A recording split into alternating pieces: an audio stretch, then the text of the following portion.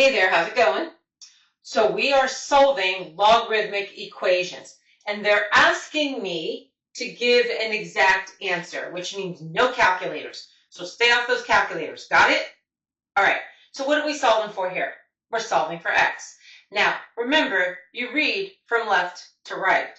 So when I come in from the left, I can't get to the x yet because this log base 4 is in the way. So first off, what's the inverse of a logarithmic function? Good, an exponential function.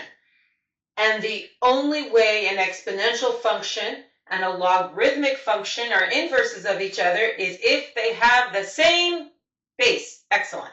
So for me to get rid of log base 4, I need to take the exponential base 4 on both sides, which means exponential base 4, log base 4 literally will cancel. And what remains on the left is x, and on the right I end up with 4 to the power of 2.